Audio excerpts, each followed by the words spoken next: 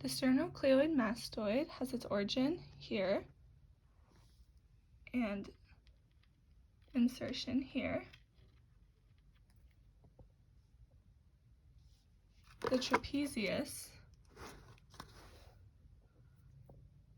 has its origin here. The epicranius occipital belly has its origins here and insertion here. The epicranius frontal belly, if we flip around, is going to have its origin here and its insertion here. The corrugator supercilii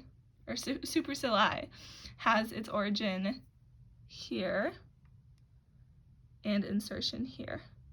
The orbicularis oris has its origins encircling the mouth here and here, and its insertion here and here. The buccinator origins are here and very back here, and its insertion is here.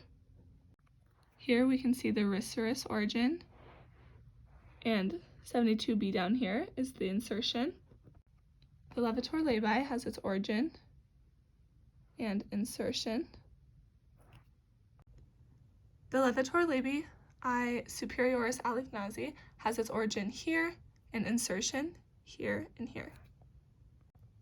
The zygomaticus major has its origin here and insertion here. The zygomaticus minor has its origin here and insertion here. The levator anguli oris has its origin here, see this little triangle shape, and insertion here. The depressor anguli oris has its insertion here and origin here. The mentalis has its origin here and insertion here. The platysma has its insertion here and its insertion here. The insertion of the masseter is located right here, and the origin is here. The origin of the temporalis is here on the temporal fossa, and here on the coronoid process mandible is the insertion. For the medial pterygoid, we have the origin here and the insertion here.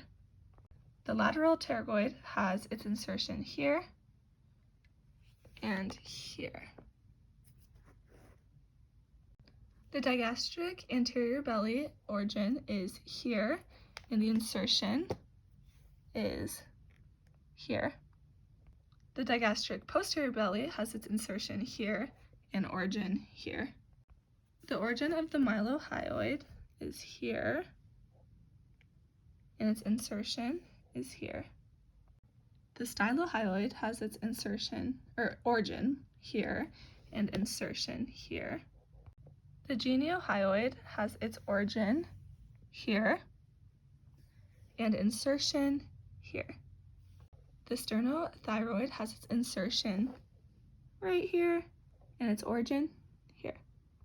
The sternohyoid has its insertion here, origin here. The omohyoid inferior belly has its insertion here and origin here. The omohyoid superior belly has its insertion here and origin here. The thyrohyoid has its insertion here and origin here. The genioglossus has its origin here, and it didn't stay very well on there written, but the insertion is here and also right here. The styloglossus has its origin here and insertion here. The stylopharyngeus has its origin here. The superior pharyngeal constrictor has an origin here, an origin here, and the insertion is right here. The middle pharyngeal constrictor has its origin right here. If we go over here, this is the insertion. The inferior pharyngeal constrictor has its origin here and insertion here. The palatoglossus has its origin here and insertion here. The origin of the palatopharyngeus is right here. The levator veli palatini has an origin here and insertion here as well. The tensor veli palatini has its origin and insertion here. The origin of the muscle of the uvula is here. The pterygomandibular raphe has its origin here and its insertion here. Here is the median pharyngeal raphe, the median palatine raphe, and here is the intermediate tendon. Here we have the TMJ capsule. 108B here is our TMJ ligament. Here is our sphenomandibular ligament. It's a little difficult to see, but here is the stylomandibular ligament. And that is parts 2 and 3 of the skull project.